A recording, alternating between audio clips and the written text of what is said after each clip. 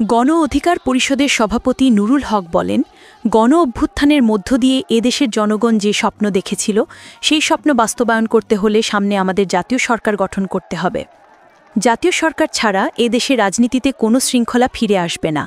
পটুয়াখালী থেকে সঞ্জয় ব্যানার্জি প্রতিবেদনে দেখুন বিস্তারিত। মঙ্গলবার বিকাল 4:30টায় পটুয়াখালীর দশমিনায় উপজেলা গণ অধিকার পরিষদের আয়োজনে এক জনসভায় তিনি কথা বলেন।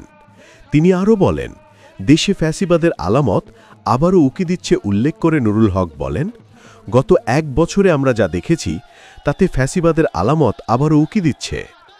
আওয়ামী লীগের শাসনকালে যারা নির্যাতিত নিষ্পেষিত মজলুম ছিল, আজকে বিভিন্ন এলাকায় দখলবাজি চাঁদাবাজি মানুষের ওপর জুলুম নির্যাতন করে তারাই এখন মূল আলোচনায়।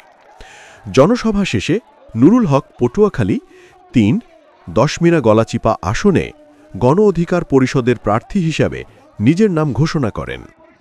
দশমিনা উপজেলা গণ অধিকার পরিষদের আহ্বায়ক লিয়ার হোসেনের সভাপতিত্বে ও সদস্য সচিব মিলন মিয়ার সঞ্চালনায় জনসভায় এ সময় ঢাকা মহানগর উত্তর গণ অধিকার পরিষদের সহসভাপতি মোহাম্মদ মিজান হাওলাদার, পটুয়াখালী জেলা গণ অধিকার পরিষদের আহ্বায়ক সৈয়দ নজরুল ইসলাম লিটু, যুগ্ম আহ্বায়ক আবু কালাম পঞ্চায়েত, জেলা ও বিভিন্ন উপজেলা ইউনিয়ন এবং ওয়ার্ড পর্যায়ে নেতৃবৃন্দ উপস্থিত ছিলেন। এই দেশের ছাত্র শ্রমিক জনতা নাগরিকরা এই জুলাই আগস্টে আন্দোলন সংগ্রাম করেছে, বন্দুকের নলের মুখে জীবন দিয়ে